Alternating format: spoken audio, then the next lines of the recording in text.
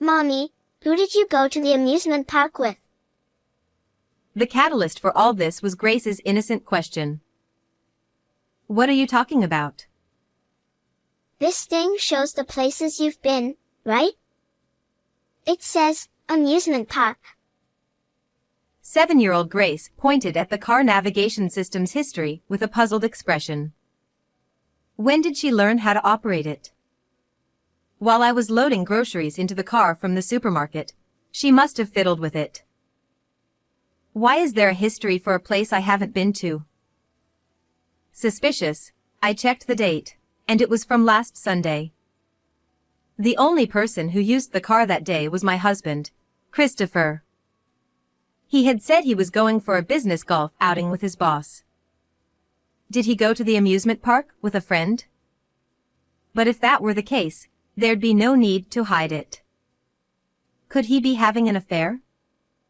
I frowned, lost in thought. Mommy, what's wrong? You look scared. Are you okay? It's fine. Sorry. I must have accidentally set something. No one went to the amusement park. Really?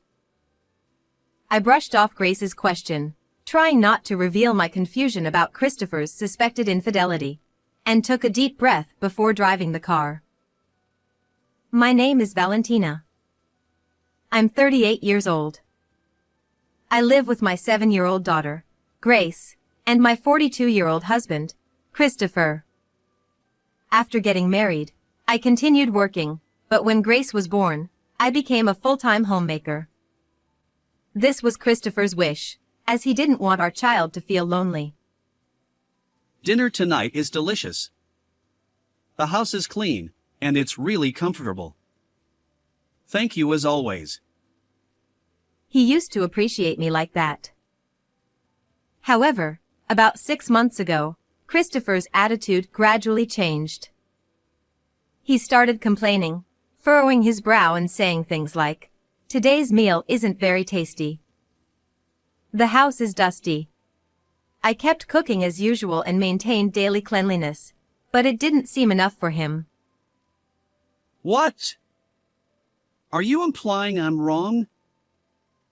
I tried to explain, but he snapped. I'm irritated. I'm going to bed. He angrily slammed his fork on the table, stood up abruptly, kicked the chair, and headed to the bedroom. At first, I thought it was just a bad mood, but Christopher's behavior worsened over time. He'd say things like, "Since you're a homemaker, work harder for the house," and berate me whenever something went wrong. One day, he criticized my cooking. What's this? It looks unappetizing. I reminded him that meatloaf was his favorite, but he retorted, This is meatloaf? Even dog food is better. I'll throw this away. Shocked, I watched him discard all the food I'd prepared.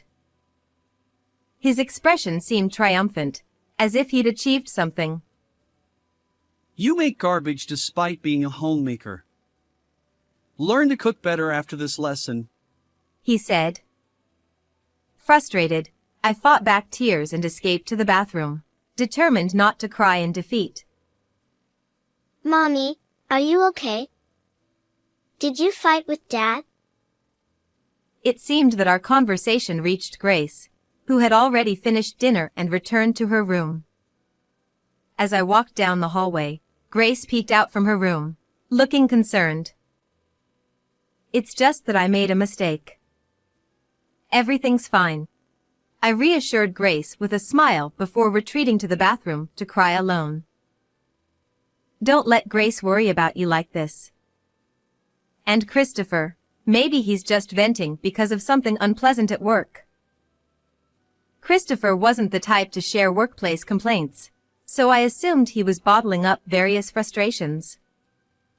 If it was just venting, maybe if I endured it, he'd return to his kind self eventually. However, contrary to my feelings, Christopher's behavior worsened. He said, I sold about half of your coats and clothes.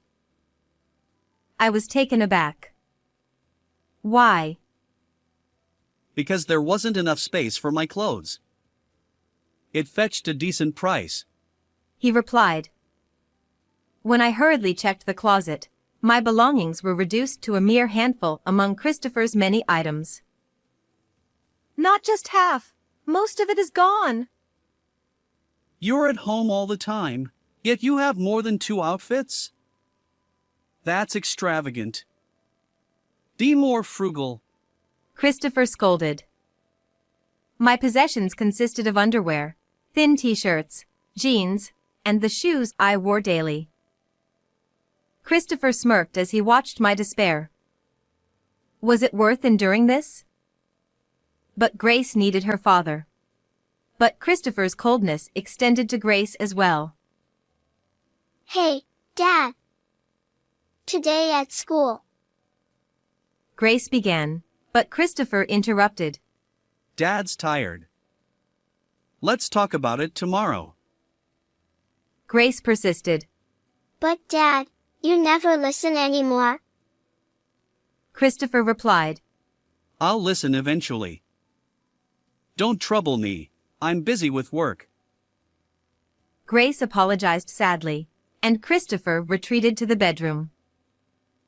This cycle repeated day after day. Being cold even to Grace. But Grace loves her dad so much. For half a year, I've been tormented by not knowing the right course of action, and then I stumbled upon the history of that car navigation system. I was deeply disappointed, yet it made sense of Christopher's recent behavior. But since it's not confirmed he's cheating, I prayed somewhere in my heart that this suspicion wouldn't turn into certainty as I searched the car, but the evidence was clear. A youth-oriented lip balm in the dashboard, earrings in the seat gap. It seems Christopher's mistress is quite a feisty woman. Leaving such evidence seems intentional, as if she's picking a fight with me. I immediately confronted Christopher with these proofs. These were in the car, I said. So what? He glanced at the evidence and blatantly looked away, then began to fidget, touching his ear and neck. Whose are these? It's not mine or Grace's. The youth-oriented lip balm and earrings? I don't know. Grace must have picked them up somewhere. That can't be true. What? You're saying I'm cheating? Isn't that the case? With all this evidence? When I pressed the evidence on him, Christopher threw it at me with all his might. The earrings and lip balm hit my chest and rolled onto the floor. This is your fabrication. It's not evidence. You're a good-for-nothing housewife, and you dare to suspect your husband and do this. Shame on you. Christopher shouted this with his eyes wide open and breathing heavily. The more desperately Christopher ranted, the more undeniable the affair became. He's just upset about being caught and looking bad publicly. Being stingy, he wouldn't want to pay for Grace's child support if it came to divorce. I'm irritated. I'm going to sleep. Without admitting to the affair, Christopher stormed off to the bedroom with an angry face. I've reached my limit. But is it okay to divorce like this? This alone isn't solid proof. And what about Grace? I don't want to do anything that would make Grace sad. Even in this situation, I was troubled. But no matter how much I thought, I couldn't find an answer. I sighed deeply and gently placed the earrings and lip balm in a drawer, locking it so they wouldn't be thrown away. A few days later, something happened that finally forced me to make a decision. That day, I woke up feeling unwell and stayed in bed. Since I confronted Christopher about the affair, he had been distant, responding with a disinterested "oh, okay" when I mentioned my illness. When Christopher peeked into the bedroom, I foolishly thought he was concerned about my health. I have some urgent work. Going to the office. He said abruptly, attempting to close the door. I have a fever. Can you take me to the hospital? I managed to grab his arm, weak from the fever. What do I care about your health? You can't even manage it properly. You're a failure as a wife. Christopher said coldly, then forcefully pushed me away. Ouch! He ignored me, shut the door, and left. This treatment was beyond cruel. Frustrated and sad, I fought back tears. Suppressing my emotions, I picked up my phone. Why would he wear cologne to the office? When I clung to Christopher, I noticed a faint scent of perfume. It clicked, the real reason behind his actions. Trusting my instincts, I called the office, timing it for when Christopher would likely be there. As expected, I got the answer I anticipated. This is Christopher's wife. May I speak to him? Huh? I'm the only one working overtime today. The male employee replied, sounding genuinely puzzled. His response didn't sound like a lie.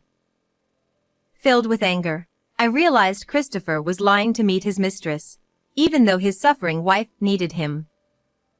Who's really failing here? This despicable man is unfit to be a husband. It's clear this isn't good for Grace either. At that moment, my doubts vanished. I resolved to divorce Christopher and deliver thorough consequences. A week later, I left Grace at my parents' house and called the mistress over by email when Christopher was at home. I got her contact from Christopher's smartphone. Her name is Natalia. After exchanging a few emails, I found out she was 27 years old. She's the kind of woman who leaves evidence on purpose, so she responded to my call without hesitation. About 5 minutes past the time I had set, the intercom rang. Could you answer the intercom? Huh? You go. It's someone who has a deeper connection with you. To me? Look, this person. When he looked at the intercom screen, there was a young woman, fiddling with her long hair in annoyance. Christopher's face was a masterpiece when he saw the woman on the screen. His eyes darted around, and he gasped like a fish out of water.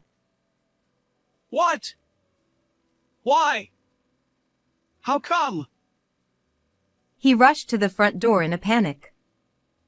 Soon after, I could hear Christopher and Natalia arguing at the entrance. I peeked out from the living room to see what was happening. Leave. No. I'm going to give your wife a piece of my mind. Let me in. Don't joke around. Keep it down. It's a nuisance to the neighbors, so please come in quickly. Oh. When I said that, Christopher reluctantly let Natalia into the house, concerned about the eyes around us. What's the big idea calling me out of the blue, you old hag? Natalia came without a hint of remorse. A woman who leaves that much evidence in a car wouldn't come modestly, would she? I wasn't fazed because I knew Natalia was brazen. I called you two here because of your affair. As soon as I said that, Christopher turned pale, while Natalia remained nonchalant. She's a junior at the company, and I'm just close to her because I'm her mentor. Really? Is that the kind of mentoring you do? How indecent. It's work mentoring, obviously. Ignoring Christopher's pathetic lies, I pulled out the earrings and lipstick I had kept in the drawer and thrust them at Natalia. These are yours, aren't they? Oh, you noticed my little parting gift. So it was on purpose. I wanted to make you aware of my existence and make you jealous. Your husband has been neglecting you and Grace to have fun with a young, Fresh woman. Really, you have some nerve. Natalia laughed at me mockingly, with a look of composure. I was utterly disgusted by her attitude. No! She's just making things up. That's not Natalia's. Come on, Chris. There's no need to be scared of such an old hag. Just shut up. There's plenty of other evidence, you know? What? As I laid out the evidence, Christopher's expression grew increasingly anxious, and he began to sweat profusely from his forehead. First, there's this hotel point card that was in your wallet. Ew. Snooping through Chris's wallet is the worst. Natalia exclaimed dramatically next to Christopher, but I continued without paying her any mind. This is the hotel receipt. And it seems Natalia is quite foolish. Huh? This is a two-shot photo that Natalia posted on her blog. The photo on the table showed Christopher and Natalia cozily arm in arm. There were also photos that were quite risque for mere colleagues. You! Why did you post such a photo? You are going to marry me, right? So there's no problem. So you said that. No! That's right. Chris promised to divorce that rotten vegetable of a woman and marry me. Natalia said this proudly, snorting through her nose and showing me a smug face. Next to her, Christopher was holding his head as if it was the end of the world, seemingly oblivious to his surroundings. You're a wrinkled old hag who's lost her feminine charm. Can you not interfere with the pure love between me and Chris? What's pure about cheating? Chris and I are destined for each other. It was just bad timing when we met. If that's the case, he should divorce me first, before dating. We were bound by such a strong bond that we couldn't wait. Natalia was confident throughout. She believed without a doubt that she was Christopher's true love and shamelessly spouted embarrassing words one after another. If you're bound by such a strong bond, is it okay to slack off at work and talk about love? You know about that too? Did you think you could enjoy yourself at a hotel with this woman during work hours? I had all this investigated using my savings from when I was single, hiring a detective agency. When I presented that evidence, Christopher finally collapsed to his knees, muttering an inaudible. Ugh. I've already consulted a lawyer, so I'll be claiming $30,000 in damages for infidelity from each of you. Huh? There's no way I can pay that. She showed a panicked expression and threw her lipstick at me, but I easily brushed it aside. I have already contacted Christopher's parents and Natalia's parents about this matter. No way. You've even contacted both parents? Is this a lie? Even to our parents? There's no way you talk to Mom and Dad. Also, we've reported to the company that you two were going to hotels during work hours. You told the company too? If they find out, we could get pay cuts or even get fired. You're going this far. But that's not all. We're also claiming $80,000 in child support for Grace from you. When did you become so heartless? You're not the Valentina I know. Up until now, I had been obedient to Christopher, so he probably never expected me to corner him so ruthlessly. He looked at me as if seeing a stranger for the first time. Nothing has changed about me. It's you who has changed, isn't it? What? He sighed again, defeated. Meanwhile, Natalia seemed dissatisfied. I don't care if I get fired. Chris and I are starting a new life together. Please. Forgive me. Christopher clung to me, desperate and apologetic. Huh?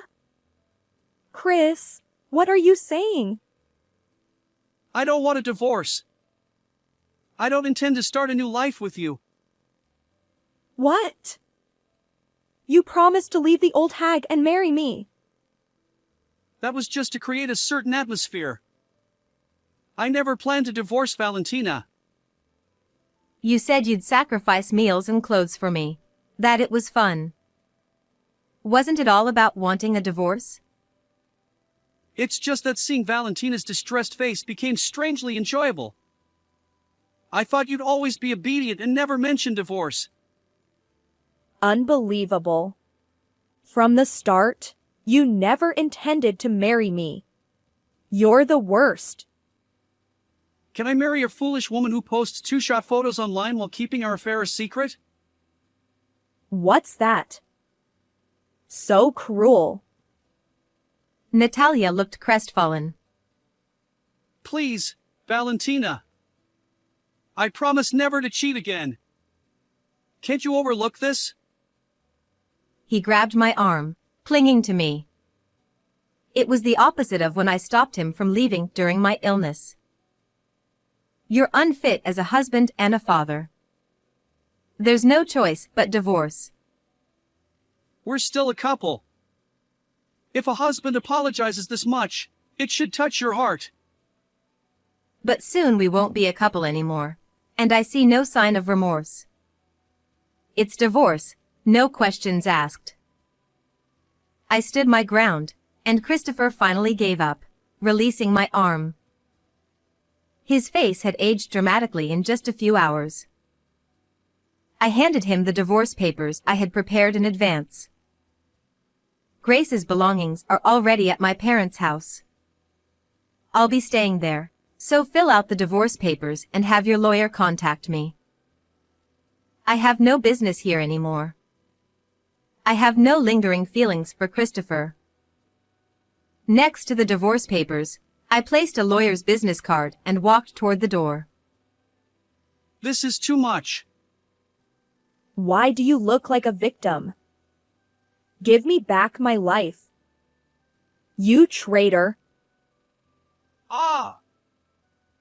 As I tried to leave the room, Natalia pounced on Christopher like an angry cat, scratching his face with her elaborately manicured nails. Ouch! Help me! I'll never forgive you, you scumbag. Stop messing around. Ignoring Christopher's outstretched hand, I left our familiar home behind. Afterward, Christopher, who had brought the divorce papers to the lawyer, was covered in scratches all over his face. Not only did Natalia scratch his face, but she also wreaked havoc inside the house. I promptly submitted the divorce papers, and Christopher and I divorced. His affair during work hours was deemed severe, leading to his dismissal from the company. Natalia faced the same fate. Due to the chaos he caused in the apartment, Christopher was evicted. To pay the combined alimony and child support, he borrowed money from a risky financial institution, working tirelessly day and night to repay it. Natalia, once living with her parents, was also kicked out. She borrowed money from the same financial institution as Christopher, working overnight shifts to make ends meet. As for me, I decided to stay with my parents for a while and focus on re-entering society. I'll shower Grace with even more love to ensure she doesn't feel lonely. How did you like this story? If you enjoyed it, please consider subscribing to the channel. Let's see you again in the next video.